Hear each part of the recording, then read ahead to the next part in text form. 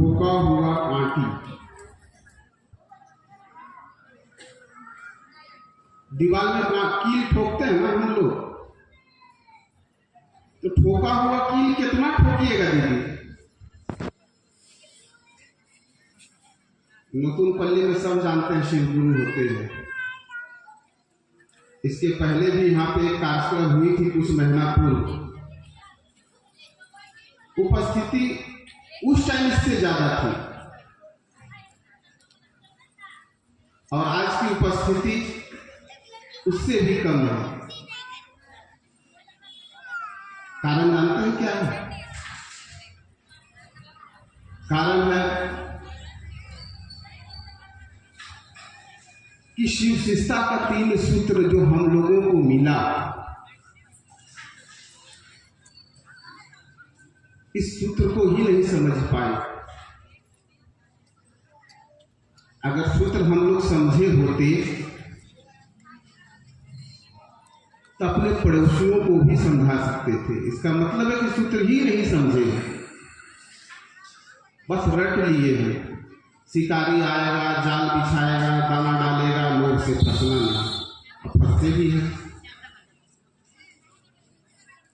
कभी सोचे हैं इस बात को कि जब साहब लिख रहे थे शिष्यानुभूति में,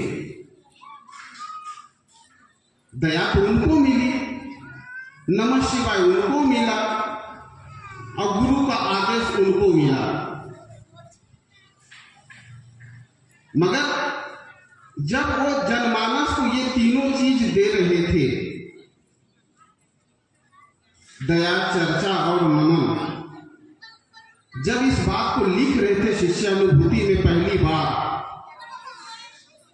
कि शिव जैसे सर्वोच्च सत्ता को गुरु के रूप में अपना बनाने की विधा जब लिख रहे थे कि पहला सूत्र है मन ही मन अपने गुरु शिव से दया की याचना करना कि हे शिव आप मेरे गुरु हैं, मैं आपका शिष्य हूं, मुझ शिष्य पर दया कर दीजिए।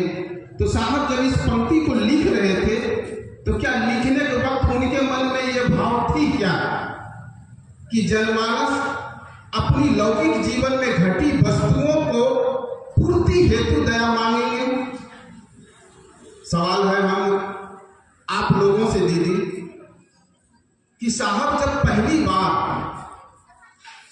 दया जैसे अनमोल रत्न को जब जनमानस में दे रहे थे तो देते वक्त उनके मन में ये बात थी कहीं भी कि लोग अपनी लौकिक जीवन में घटी हुई तृष्णाओं की पूर्ति हेतु, लोगों के जीवन में घटी हुई वस्तुओं की पूर्ति हेतु या जीवन में जो भी चीजों की कामनाएं हैं, कामनाओं की पूर्ति हेतु आप दया मांगेंगे? साहब के मन में ये बात थी नहीं। तो बोलिए लागू कैसे होगा? दया का तो निर्माण हुआ है दूसरा सूत्र और तीसरा सूत्र करने के लिए। जानते हैं साहब को कैसे दया मिली? पहली बार साहब कब और किस स्थिति में गुरु से दया मांगने जानते हैं ना? शायद सुने भी होंगे, भूल गए होंगे। मधेपुरा में एक सिंहेश्वर नाथ महादेव मंदिर है और वो मंदिर आज भी है सिंहेश्वर धाम के नाम से। जब उस मंदिर का मुख्य पुजारी साहब श्री हरिंद्रानंद जी को चैलेंज किए थे कि सुनते हैं हरिंद्रानंद के घर में जो प्रसाद महादेव को चढ़ाया जाता है उसे महादेव ग्रहण करते हैं, स्वीकार करते हैं। वो आए साहब के घर पे कुछ प्रसाद लेकर के कि जज साहब मैंने सुना कि आपके घर में जो महादेव को प्रसाद चढ़ाया जाता है वो महादेव स्वीकार करते हैं। तो बोले हाँ। बोले मेरा भी प्रसाद चढ़ा दीजिए।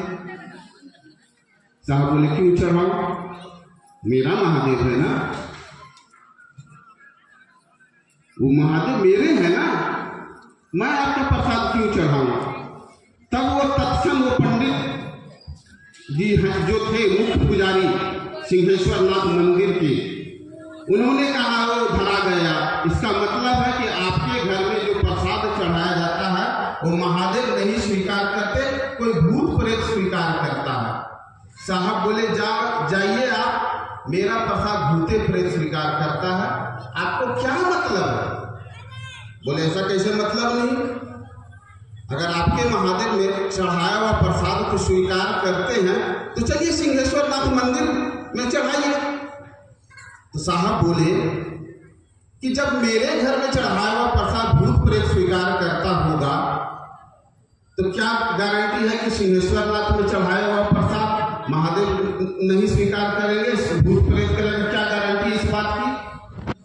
तो पंडित जी बोले ये श्रृंगी ऋषि द्वारा स्थापित शिवलिंग है, यहाँ भूत प्रेत नहीं आ सकता, तो आप वहीं चल के प्रसाद चढ़ाइए।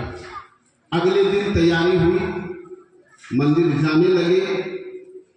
51 रुपया का 51 को रसगुल्ला खरीदा गया, मिट्टी के बर्तनों में रखा गया, और जब उस रसगुल्ला को चढ़ाया गया, साहब बोले पट बंद कीजिए। पंडित जी बोले पट बंद नहीं होगा। बोले क्यों? मैं चढ़ाऊंगा पट खुला हुआ, आप चढ़ाएंगे पट बंद करके, ऐसा नहीं होगा, पट बंद कीजिए। शिवलिंग के पास वो 51 रसगुल्ला चढ़ाया गया, पट बंद किया गया। अब तो साहब के मन में उथल पुथल चलने लगा कि कहीं जो महादेव अगर ये नहीं खाए तो पंडित जी और बहुत सारे पंडित जी मोटा मोटा लाठी लिए हुए खड़े थे। ठीक है, साहब को इस बात की डर थी कि जो रसगुल्ला मैंने चढ़ाया और कहीं जो महादेव ने नहीं स्वीकार किया तो मेरी दुर्गति हो जाएगी। तब उन्होंने मन में पहली बार दया मांगे। जानते क्या कहे? भोजपुरी भाषा में कहे अपने महादेव से, बढ़ऊ इज्जत रखी है। ये बात किसी ने नहीं सुना, साहब के बगल में खड़ी दीदी माँ सुनी, और उस बुढ़ऊ को साहब महादेव को बुढ़ऊ कह के संबोधित करते थे। उनका अपना व्यक्तिगत रिश्ता था उनके साथ। स्वयं शिव उतरे मंदिर के गर्भगृह में, कुछ सेकेंड के लिए लाइट गई, फिर लाइट आई, पट खोला गया और देखा लोगों ने, क्या देखा? कुछ रसगुल्ला टुकड़ा बिखरा पड़ा हुआ है और कुछ गिनती कम है। पहली बार साहब दया मांगे भी तो किसके लिए? अपनी इज्जत रखने के लिए, बचाने के लिए, और महादेव दया किए। तब उन्हें विश्वास हुआ कि पत्थरों में ना दिखने वाले शिव जिस तरह भगवान के रूप में लोगों को परिणाम देते हैं, ठीक उसी प्रकार कोई आकार नहीं, कोई शरीर नहीं, ठीक उसी प्रकार वो ना दिखने वाले शिव भी गुरु के रूप में शिष्यों पे दया करते हैं। तब उन्होंने शिष्यानुभूति में ये पंक्ति लिखवाए। दया तो मिला उनको सबसे बाद, पहले उन्हें नमः शिवाय मिली 75 में। कुछ वर्षों के बाद बेगूसराय में रस्तोगी साहब के आवास में महादेव और साहब की वार्तालाप हुई। जो आदेश मिला, क्या आदेश मिला था उनको? महादेव पूछे साहब से बेगूसराय में सुबह के 4 बजे कि हरिंद्र तुम क्या करते हो? साहब उस टाइम जज थे। जानते हैं क्या बोले? मैं शिव शिष्य बनाता हूं। अगर हम लोगों से अगर कोई व्यक्ति पूछ ले, विनीत भाई आप क्या करते हो, तो हम अपना परिचय कैसे देंगे? जानते हैं? भैया ट्रांसपोर्टिंग करते हैं, मेरा ट्रक का कारोबार है, मेरा ग्रेवल सप्लाई करने का व्यापार है, कभी मुंह से गलतियों से नहीं बोलेंगे कि मैं शिव शिष्य हूं, शिव शिष्य बनाता हूं। धरती का जो परिचय है ट्रांसपोर्टर के रूप में वही परिचय देंगे, मगर साहब नहीं कहे महादेव से कि मैं कलेक्टर हूं, कलेक्टरी करता हूं। उन्होंने कहा मैं शिव शिष्य हूं, शिव शिष्य बनाता हूं। तो लोगों को क्या कहते हो करने को? साहब को अपनी गलती का समझ आ गया कि लोगों को क्या कहते थे, क्योंकि उस टाइम साहब लोगों को शिव से जोड़ते थे, मगर लोगों को नहीं कहते थे कि आप भी शिव शिष्य बनाइए। मगर उस दिन से, जिस दिन से साहब को ये बात आदेश मिला कि हरिंद्र तुम जो करते हो लोगों को कहो करने को, तो हरिंद्र क्या करते थे? शिव शिष्य बनाते थे ना। तो आदेश क्या मिला? लोगों को भी शिव शिष्य बनाओ और उन लोगों को भी कहो कि आप भी शिव शिष्य बनाइए। आ गया दूसरा सूत्र। तीसरा सूत्र क्या मिला? नमः शिवाय से अपने गुरु को प्रणाम करना। साहब को नमः शिवाय तो सबसे पहले 1974 में गुरु माने, 75 में नमः शिवाय मिला। मगर शिव शिष्यता का 3 सूत्र में जो सबसे पहले मिला, सबसे बाद में साहब लिखे हैं 3 सूत्र में, और जो सबसे बाद में मिला वो सबसे पहले रखे हैं। जानते हैं क्यों? क्योंकि साहब तो जानते थे इस बात को कि शिव शिष्य होना तो बगैर गुरु की दया का तो संभव है ही नहीं। इस कलिकाल कलयुग में शिव शिष्य होना बगैर शिव की दया का संभव नहीं है।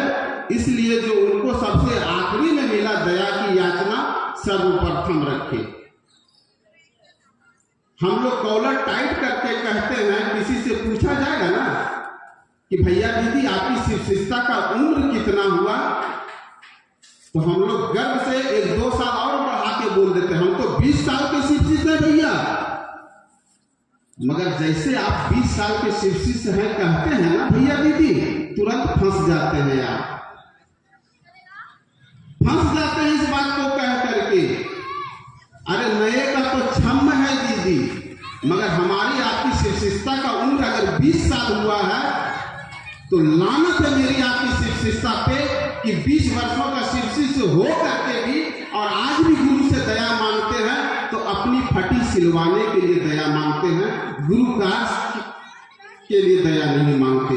शिव गुरु कार्य कैसे बढ़े इसके लिए दया नहीं मांगते, नमः शिवाय नहीं होता इसके लिए दया नहीं मांगते, दया मांगने का मन नहीं करता इसके लिए दया नहीं मांगते। शिव आपसे मिलने वाला सुख अच्छा लगता है इसलिए शिव से दया मांगते हैं, आप अच्छे नहीं लगते हैं इसके लिए दया नहीं मांगते हैं। जिस दिन शिव हमको अच्छे लगने लगेंगे दीदी, तो दया मांगने की भी जो बात कही गई है ना, ये भी औपचारिकता हो जाएगी, फॉर्मेलिटी हो जाएगी।